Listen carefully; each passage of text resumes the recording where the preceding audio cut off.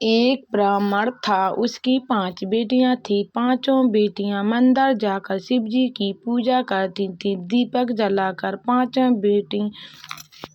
पांचों बेटी दिन तक सुहाग की कहानी सुनती थी। 4 बेटी का दीपक बहुत देर तक जलता था, लेकिन 5वीं बेटी का दीपक कम जोत देता था, जल्दी बुझ जाता था।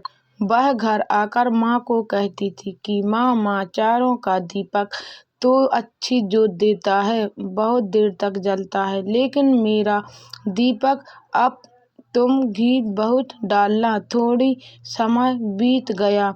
ब्राह्मण ने 5 बेटियों का विवाह कर दिया। चारों बेटियों का घर पर बहुत था, लेकिन 5वीं बेटी के घर टका लाते टका खाते, अर्थात दिन ऊगते ही लकड़ियों की भारी बनाकर लाते। जब कहीं जाकर नमक मिर्ची आटा का गुजारा चलता था, तभी 5वीं बेटी संतुष्ट थी, कोई बात नहीं।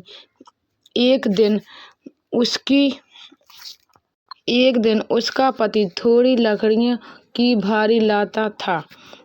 तब बेटी ने पूछा कि आज इतनी सी लकड़ी है, कैसे लाए? तब उसके पति ने कहा कि आज मुझे बुखार आ गया है, इसलिए कारण मुझे इतना ही काम हुआ। जब बेटी ने कहा कि अच्छा, कोई बात नहीं। दूसरे दिन वही जंगल में लकड़ी लाने के लिए जाने लगी तो थोड़ी सी लकड़ी काटते ही उसके पति वापस बुखार आ गया। तब घबरा कर बेहोश होने लगा। तबीयत खराब होने लगी। वह तो थोड़ी देर बाद वही चक्कर आने से गिर गया और तभी वहाँ पर ही मर गया। उस नियंत्रित जंगल में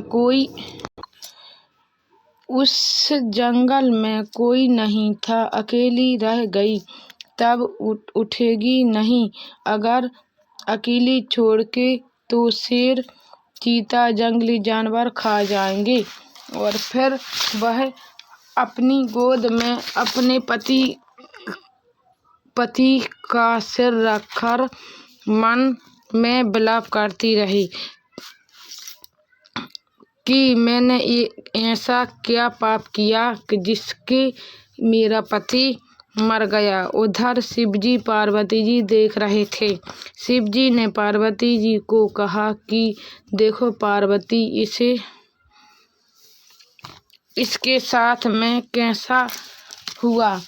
पार्वती जी ने कहा कि चलो हम इसकी सहायता करते हैं। शिवजी पार्वती जी नीचे उतरकर उनके पास आ गए। अगर कहा कि मेरी बेटी, तुम घोर जंगल में अकेली क्या कर रही हो?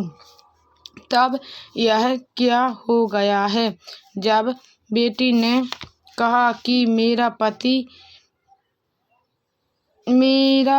है, मेरे पति की तबीयत खराब होने से इनकी यहाँ पर मृत्यु हो गई है।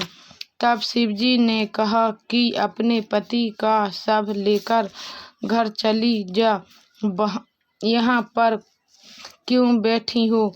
तब उन्होंने कहा कि मैं तो घर नहीं जाऊंगी, मैं तो यहाँ पर ही बैठी रहूंगी। जिससे शिवजी को दया आ गई और कहा कि तुम वही हो जिससे दीपक जल्दी बुझ जाता था।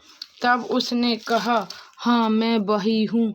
फिर शिवजी ने कहा कि तुमने कभी सुहाग की कहानी सुनी? दीपक तो बहुत जलाती थी। तब उसने पैर गिरकर माफी मांगी और कहा कि अब मैं बहुत कहानी सुनूंगी, कृपया करके आप मेरा पति को जीवित करा दो। शिवजी ने अमृत के छींटे देकर वह से अंतर्ध्यान हो गए।